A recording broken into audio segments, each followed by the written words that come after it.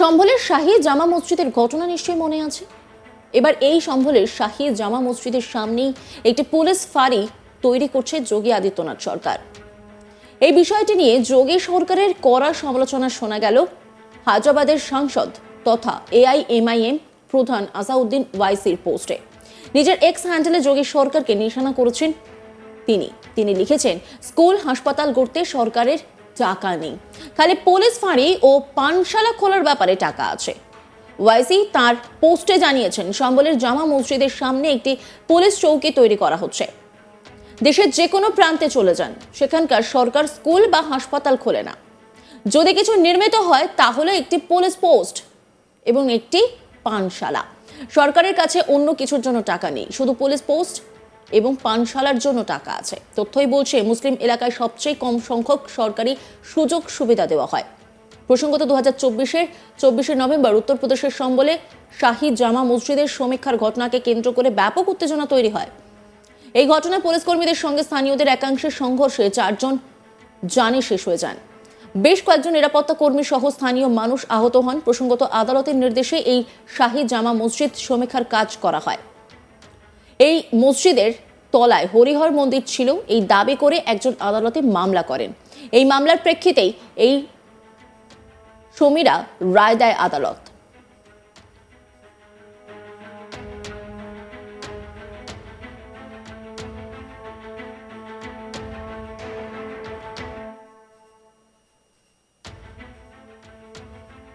কোর্টের নির্দেশে সমীক্ষার কাজ করতে গিয়ে বিপত্তির মুখে পড়েছিল গোটা সার্ভে টিম। দিনটা ছিল 24 নভেম্বর 2024। সকালে 7টার মধ্যে সম্বলের শাহী জামা মসজিদ চত্বরে পৌঁছে গিয়েছিলেন সমীক্ষক দলের সদস্যরা, ছিলেন ডিএম, এসপি পদমর্যাদার আধিকারিকরাও।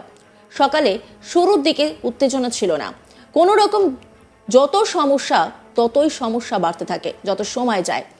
অপ্রীতিকর পরিস্থিতি এড়াতে মোতায়েন ছিল প্রচুর পুলিশ বাহিনীও। কিন্তু সকাল 9টা বাজতেই যেন মুহূর্তের মধ্যে বদলে যায় গোটা পরিস্থিতি। কার্যত রণক্ষেত্রের চেহারা নেয় গোটা এলাকা। পুলিশকে লক্ষ্য করে শুরু হয় পাথর বৃষ্টিও। বেশ কয়েকটি গাড়িতে আগুন ধরিয়ে দেওয়া হয়। পরিস্থিতি সামলাতে পুলিশ লাঠিচার্জ শুরু করে। এই ঘটনায় মোট 2500 জনের বিরুদ্ধে 7টি এফআইআর করা হয়। ঘটনায় সমাজবাদী পার্টির সাংসদ জিয়াউর রহমান বার্ক ও সপার বিধায়ক ইকবাল মাহমুদের ছেলে সোহেলকার নাম রয়েছে এফআইআরে। এ বিষয়ে মোরাদাবাদের ডিভিশনাল কমিশনার আউনজেনিয়া কুমার সিং জানান, এখনো পর্যন্ত 7টি এফআইআর নথিভুক্ত করা হয়েছে, 22 জনের নাম নেওয়া হয়েছে এবং 27 জনকে গ্রেপ্তার করা হয়েছে। 74 জনকে শনাক্ত করা হয়েছে এবং বাকিদের শনাক্ত করার প্রক্রিয়া চলছে। আমাদের অগ্রাধিকার পরিস্থিতি স্বাভাবিক করা।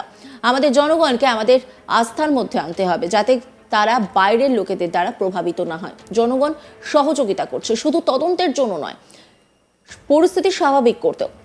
আমরা প্রমাণ সংগ্রহ করছি, যার ভিত্তিতে আমরা পরবর্তী পদক্ষেপ নেব। আমরা সমাজের সকল স্তরের মানুষকে ভিত্তিহীন বক্তব্য দেওয়া থেকে বিরত থাকার আহ্বান জানাচ্ছি। আমরা আশাবাদী শীঘ্রই পরিস্থিতি স্বাভাবিক হয়ে যাবে।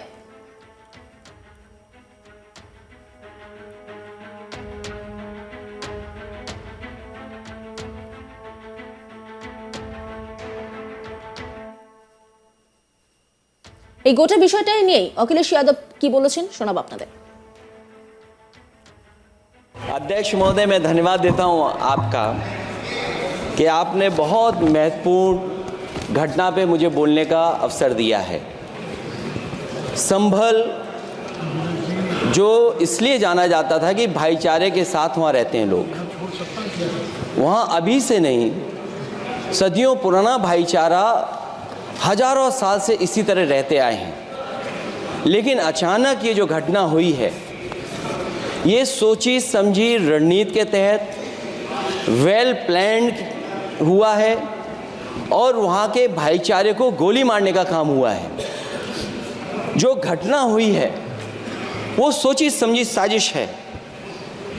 वहाँ जो खुदाई की बात लगातार अध्यक्ष महोदय देश में कोने कोने पर भारतीय जनता पार्टी और उनके सहयोगी और समर्थक शुभचिंतक बार बार खुदाई की जो बात कर रहे हैं अध्यक्ष महोदय, ये खुदाई जो है हमारे देश का सौहार्द, हमारे देश का भाईचारा, हमारे देश का गंगा जमनी तहजीब को खो देगा।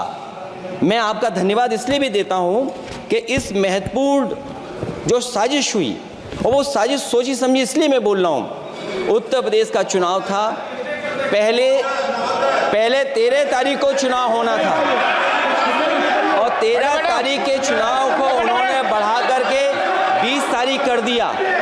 और इस जो घटना है मैं आपके सामने पढ़ना चाहता हूँ। अध्यक्ष महोदय, ये यात्रा रुकी क्यों नहीं है? यात्रा ले जाओ दूसरी तरफ। अध्यक्ष महोदय, संभल की शाही जामा मस्जिद के खिलाफ 19/11/2024 को सिविल जज सीनियर डिवीजन छंदौसी संभल में एक याचिका डाली गई। कोर्ट ने दूसरे पक्ष को, अध्यक्ष महोदय सुनिए, ये सुनना चाहिए, हम यूं ही नहीं कहते थे। आप तो संक्षिप्त में बोले। अध्यक्ष महोदय, हम यूं ही नहीं कहते थे कि संविधान ये मानती नहीं सरकार। हम यूं ही नहीं कहते थे कि संविधान नहीं मानती। जब प्लेसेस ऑफ वर्शिप एक्ट है, प्लेसेस ऑफ वर्शिप एक्ट है, हम बनते तो बहुत कुछ हैं। संभल के शाही जामा मस्जिद के खिलाफ 19/11/2024 को सिविल जज सीनियर डिवीजन चंदौसी संभल में एक याचिका डाली गई। कोर्ट ने दूसरे पक्ष को सुने बगैर उसी दिन 19/11/2024 को सर्वे के आदेश दे दिए। ताज्जुब की बात है, संभल के जिलाधिकारी संभल और पुलिस अधीक्षक संभल आदेश को पढ़े बगैर 2 घंटे के बाद सर्वे के लिए पुलिस बल के साथ शाही जामा मस्जिद पहुंच गए। जामा मस्जिद की कमेटी, जनप्रतिनिधि, उलेमा इकराम, सभी अधिवक्ताओं ने सहयोग दिया। जिलाधिकारी संभल और पुलिस अधीक्षक संभल ने 2.5 घंटे सर्वे के बाद कहा, आप सब सर्वे पूरा हो चुका है और अब रिपोर्ट कोर्ट को भेज दी जाएगी। लेकिन दिनांक 22/11/2024 फ्राइडे को जुमे की नमाज के लिए लोग नमाज अदा करने के लिए जामा मस्जिद पहुंचे, लेकिन पुलिस प्रशासन ने बैरिकेड लगा दिया ताकि लोग नमाज न पढ़ सकें। उसके बाद भी लोगों ने संयम बरतते हुए नमाज अदा की और किसी प्रकार का विरोध प्रदर्शन नहीं किया। 29/11/2024 को कोर्ट की अगली तारीख तय थी।